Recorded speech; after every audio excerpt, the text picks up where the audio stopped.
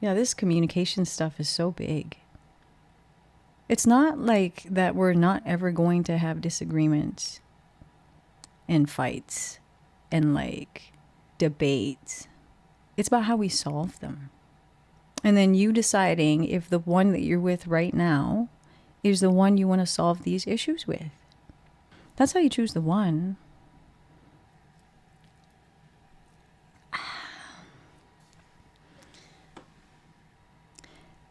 Hey everybody, what's up? It's Ellie Marie and welcome to another episode of Soul's Purpose Podcast. The podcast that aims at keeping you vibing high when you're feeling low. So let's get into it. What is today's episode about? That's a good question. I got show notes. Dating rules of engagement. Interesting. What does this mean? I said, recount a story recently of a new interaction and what that experience was like. Oh, okay. Not too long ago, I went and hung out with my friends from work, my old work. It was one of my friend's birthday. And someone in the group that I hadn't seen in a while had just joined the workplace and hadn't really interacted past like, what's your name? So I guess, yeah, I would say he's a new friend. But it was very interesting when I recount the interaction, just because I thought, well, that's still cool that, I don't know, this was in my head. Let me share.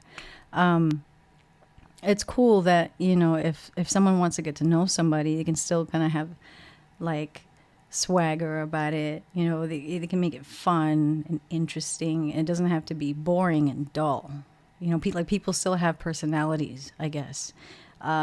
This likely is coming from the fact that I was just buried in a deep, dark hole of work that I didn't know what existed outside of that. So if my mentality, seems kind of twisted, now you know why. But yeah, so the interaction was interesting. We hugged, said, "What's up? How are you? How's it going?" But it was the playfulness and the forwardness and just the genuine interest and engagement with me. I felt like, this person was really attentive. They were funny. They weren't dull. And it's just a simple interaction of, hey, how are you? But, the effort with which they put in to kind of make me feel welcome and just desire to interact with me genuinely was nice. I felt happy, and that is just linked to our desire to be connected. We human beings thrive in community, right? So, so I don't remember verbatim, but I do remember it was fun and it was playful and it was memorable. Obviously we're a group that stays in touch, and just based off of conversation with this particular friend, I feel like as long as the interaction is genuine and the conversations are honest and genuine and with a desire to seek to understand someone and learn someone with a healthy curiosity, then I think this person might remain a friend in my life. We'll see. But You know, it's funny, as you continue to ascend, I feel like you take every connection seriously, more seriously. There's more weight and more depth to it. So, like every single interaction, every single connection is important. There's something that can be learned from this connection. You know, what can I learn about themselves and then about myself? That interaction got me thinking, how do you react to flirtation, and how is your flirt game? These are good questions. Let me know in the comments, please. I want to know. I'm dying to know what you're thinking. So, how do you react to flirtation? How do I react to flirtation? I find it intriguing and interesting and fun and playful and friendly, unless it crosses a line. We all have different lines that are to be defined. But you kind of get my drift. If you have half a brain, you understand what I'm saying by these boundaries. But usually I react positively, especially now that I have an understanding of the fact that each and every single one of us has something unique to present. I want to find that in you. I want to find out what makes you, you specifically. And then obviously going into every interaction with that kind of mindset is very liberating. And it's exciting because then you get to really learn about the other person. Because in each and every interaction, you learn about yourself. And so it's slightly calculated, but in a good way, I feel like. Anyway, that's my deep ass. How is your flirt game? How is your flirt game, collective? How is your flirt game? Please let me know in the comments. Let me know. I'm dying to know. What are your favorite lines? Do they work? Oh my God. I can't wait to read those comments. How's my flirt game? I kind of am someone that just kind of hangs back when I think about, you know, being somewhere either by myself or with friends or something, single and happy, mingling, doing my thing. I, even before understanding the key to balance, masculine and feminine energy, I always was kind of leaning more feminine. And I attribute that to leaning into my Taurus sun, because being double Aries, Aries moon, Aries rising, can be pretty fucking scary. So, yeah, I always lean more feminine. And, yeah, I would kind of just hang back. And I'm sure I missed out on quite a few opportunities where if I did go up to somebody, and, you know, chat them up or like be forward and ask them for their, you know, what's your Instagram? I don't know what they say nowadays. I have no clue. I don't know.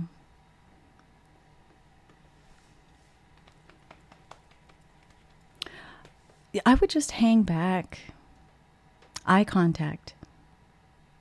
And then there are subtle moves that, I can only speak as a heterosexual female, but insert pronoun here. You tell me if these are moves you make as well. Let me know down there in the comments, please. But there are subtle things that as a female I can do, understanding energy and what my strengths are and playing into those strengths, that you can grab someone's attention really quickly. And if you understand communication, you understand that body language is like 90% of communication. So I can do all these things without even having to open my mouth. And maybe you've done these things too. Let me know, please. But if I see someone that I think is interesting and I want to know more, I will make sure that they know I'm looking at them, maintain good eye contact, just long enough to let you know that I see you and I kind of like what you're wearing today. Okay. And then I just look back at my drink or my peanuts or whatever. Fuck, I don't know. And then there's subtle things that you can do, like playing with your hair. You know, you can move it out of the way. You can bring it back. You can shake it up and adjust it a little bit while you're maintaining this eye contact. It sounds cheesy, but some of y'all already do this. Don't leave me dry in the comments. You know you do this. I would say some might go as far as like stroking, maybe stroking the bar. In their movements, they become a little bit more seductive. These are all things in the game. Y'all can Google this. I'm sure there are a lot of books on this. If you want me to put up an actual list, I can. But let me know what you do in the comments. So I would say I'd say that works. That's usually worked. I don't have to do much. I would say there are maybe a few times that I've been assertive a little bit, because if someone's not in my vantage point, if they're not in my line of sight and they can't see me and I can't see them, then how are they going to know I'm fucking there? So I gotta hustle a little bit. And so, yeah, maybe I'd move to a different part of the club or a different part of the bar or a different part of the grocery store. That stuff does happen in grocery stores, though. Let's go smart and final. I got jokes. Costco. Anyway. But yeah. What is your flirt game like? Do you have any? And for you nasty ones out there, how forward are you? What have you done? I know some girls on here are gonna please chime in, please. Because you think the guys got some stories, the girls always got some stories. Let's go. What standards do you have for yourself? So personal standards, not about the other person. Standards for yourself. How do you stay accountable? How do you stay accountable for, like, okay, for example, if you're asking for a laundry list of a person, what do you bring to the table? What do you have to offer? Actually, I think that's my next point on here. Do you have a reality checklist for yourself? What value do you bring to the table? Because I feel like, there are so many people who have these like lists of desires and traits and things that they want in a partner. But then it's like, okay, hang on. What do you bring? What do you offer? Yeah. That's a real question.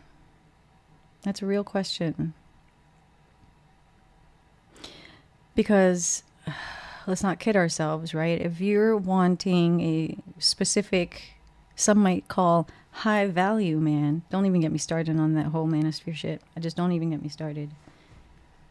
Because I have a different definition of a high value man. But my definition doesn't tie in with money. But if you look up on the internet, they say a high value man is one that has like a lot of zeros in the bank account. I don't see that as value. So it's just about, the definition. Whatever. Potato.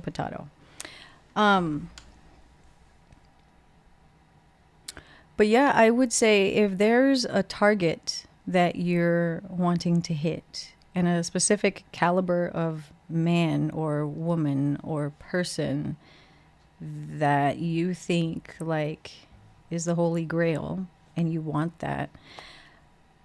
First, define that. I would say define that. Because if you're looking for love, and we talked about this in the last episode, if you missed it, go back and watch it.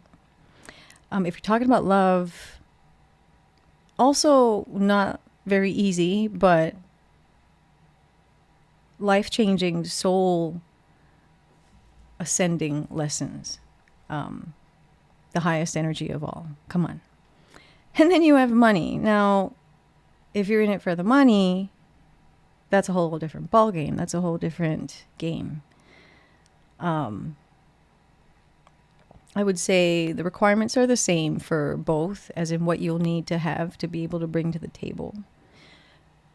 I would say the person with a lot of zeros in their bank account, if that's what you want, they're going to value, if so, I can only speak as a heterosexual female, so that would be my interest is males. So if I was interested in that and wanted a man who made a lot of money, a guy who made a lot of money, they would be interested in my looks, first and foremost. Could probably give two craps about my education or what I do for a living. Some might, but usually not. Usually it's looks. I would say going the other way looking for love, that's still something that's pretty vital. It still counts. And you should care, because you only have one vessel. You only have the one for this round of games. And then, when you respawn, you won't remember. And then you don't know what kind of body you're going to get then. So you might as well enjoy the one you have now and take care of it. So I would say looks are just as important, but likely more so in the pursuit of money versus the pursuit of love. And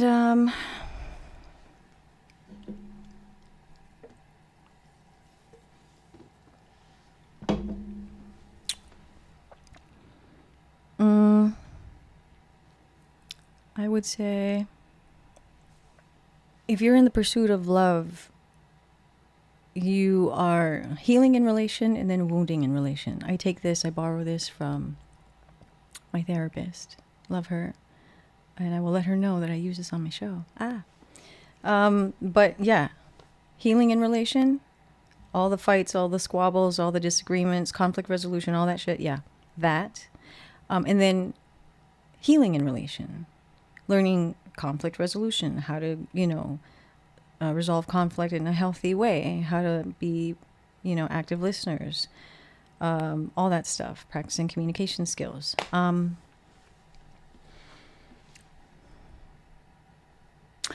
But I would say in the pursuit of money, it's the opposite of that. It is likely someone powerful wants someone they can control and manipulate. They're used to getting things their way. You have to remember that. So they want someone who they can almost mold or control. And it's easier to do that with a girl that just values the financial aspect of it than the love aspect of it. Now, this is such a deep rabbit hole we could go down, and I know I left out a lot, so don't come for me in the comments and be like, oh my God, I can't believe you only stayed this one way. There's so many facets to this conversation. This is just my fart in the wind opinion. Let me know in the comments what you feel then. Bring it. Okay? Let me see. What else we got? How to increase your game. What did I put on here? Let's see. These are just some of my own points. Please let me know what you feel in the comments. I'm dying to hear. But I have here number 1. Be hot but approachable. Now this is going to blow your minds, I feel like, because at least from the feedback I've gotten. Again, can only speak as a heterosexual female with interest in males. When you are someone that is, pretty good looking, you look nice, good for you, clap, clap. But then you're also like, you have a personality to match. You're already winning half the game. You're already winning half the game. Maybe a little more than half the game. But you're in an upward trajectory. This is good. This is good. Because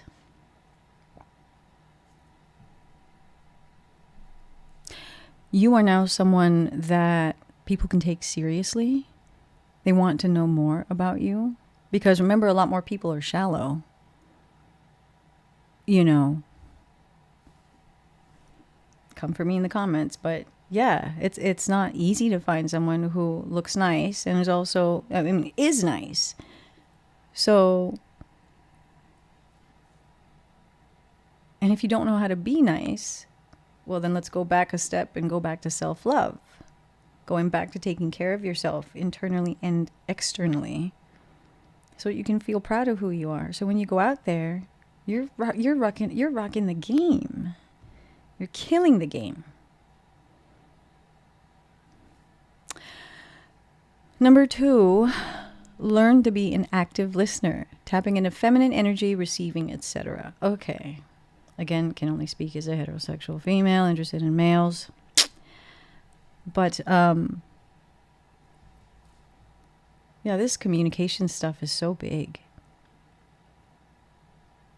It's not like that we're not ever going to have disagreements and fights and like debates.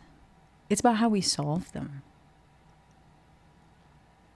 And then you deciding if the one that you're with right now is the one you want to solve these issues with. That's how you choose the one. It's not some fucking Cinderella story. Although I love the Cinderella story. Again, pursuit of love or pursuit of money. Anyway, I digress. Especially if you're like in the early dating stages and you want to like, you really like this person, like you really like them and you want to reel them in some more, man, you actually listen to them, engage with them by asking them questions. Get out of here. Second date coming up. You won't even have to ask, bruh. You won't even have to ask.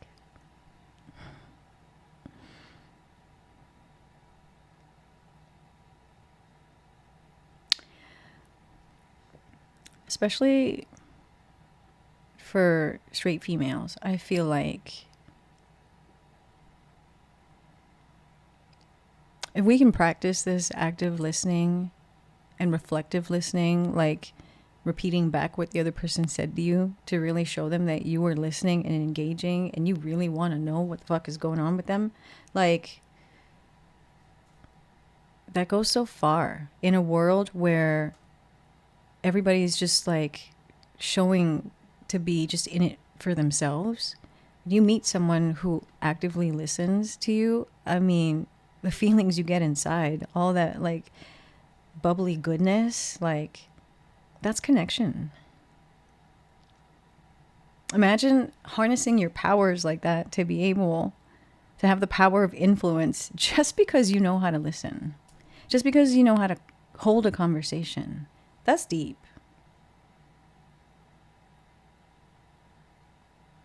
If you want some spiritual coaching on that, or, you know, spiritual conversation, just send me an email. I'll let you know my rates. But this is stuff that's teachable and you can learn. You really we all have it. It's just harnessing powers, honestly.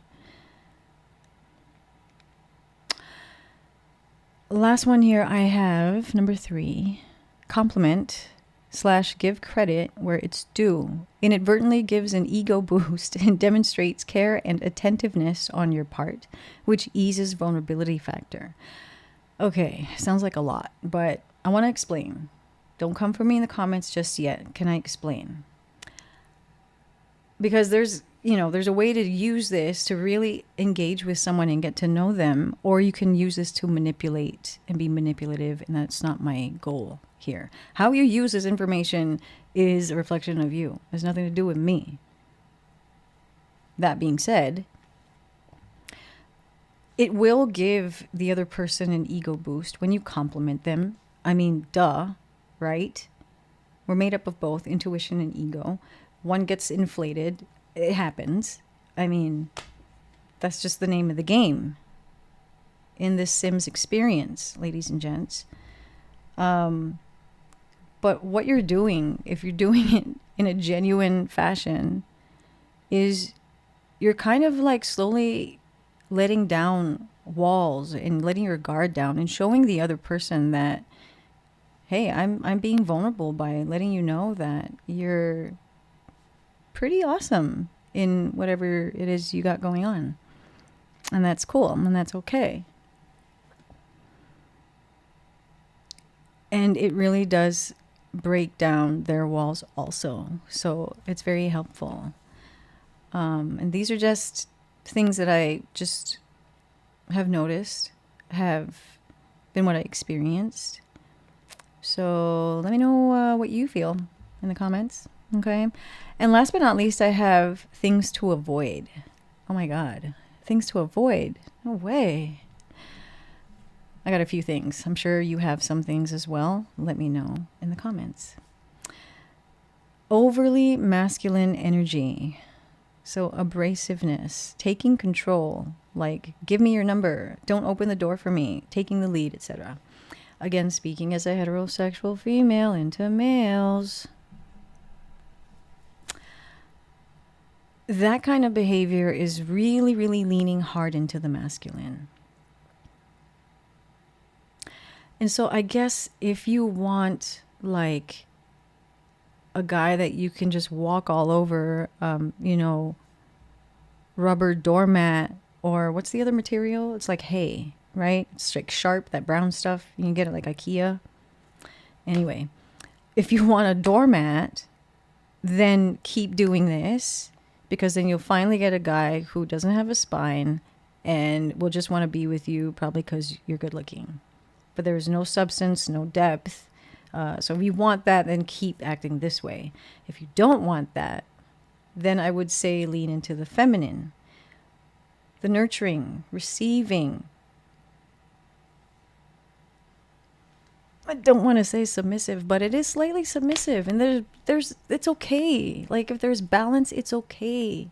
But I know there's going to be somebody coming for me in the comments about submissive, and they're going to fucking try to take my head off, but I don't give a shit. Okay, there's that. Yeah, by the way, this whole, give me your number. You don't need my number. Give me your number. And don't open the door for me. I can open my own door. And let me go first. Like, what do you want? I'll order for you. Like,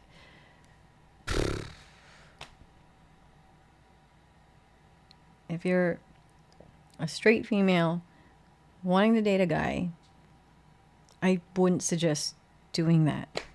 If there's a specific type of male that you're going for that has a healthy balance of masculine and feminine energy, which is, we're all working through our stuff, so it's not the easiest to find. But if you want someone you can walk all over, leaning completely in their feminine, so you can kind of bully and control, then do what I said about a minute and a half ago, or 3 minutes and a half ago. Okay. Which leads into things to avoid. Number 2, don't be too controlling. Lean into feminine energy and practice receptiveness and some submissiveness. Balance is key. I don't know. This could be hard for quite a few of you to accept. Again, let me know in the comments what you're thinking. But yeah, I feel like it might be hard, especially in such a world where, it's so masculine driven. Everybody wants the bag. Everybody wants the paper. How much money can I make? Oh my God, $1,000 a month. That's so much, until you meet someone who has $10,000 a month. You wait and you meet someone who has $100,000 a month. And then you meet a guy who has $1 million a month in income. It's never enough. It's never enough. Welcome to our masculine driven world. In order to fix this, we need to regain balance. You got it. Balance. Lean into the feminine more. Do something different. You might be surprised. And then last but not least, things to avoid, point 3. Don't ask for too much. Leave some mystery. Don't overshare, and don't ask all the important questions right away. Play friendly and curious first. Oh my God. I feel them coming for me in the comments. You know, if you've ever watched a good movie where they're just trying to, like, you know, they notice each other from across the room or across the bar, and you know, they lock eyes, and then they meet each other, and then there's that intensity, there's the intrigue. Play with it for a little while, man. Don't rush the foreplay. Man, milk that. Enjoy it. Squeeze every single get it all out. Don't bypass that. That's the good stuff. Come on. And don't overshare all your freaking, you know, juicy, gory details right off the bat. That just doesn't leave room for kind of being curious about you, like wanting to get to know more of you. If you give it all away right at the jump, like, just don't do it. Don't do it. Leave a little mystery. You want a 3rd and 4th and 5th and 6th and 18th date, don't you? Give them a little bit of breadcrumbs. They want to fight for something. They want to chase you, just not in circles. Okay, that's all I got. If you like this video, please hit the like button. If you want to subscribe so you know what other crazy shit I do, just hit the subscribe button. And yeah, if you have any questions or you want to be a guest on the show so we can talk about real life stuff, email me. I'll put my email down there. And I thank you. And leave me comments. Give me video ideas. I love you, and I'll see you later. Bye.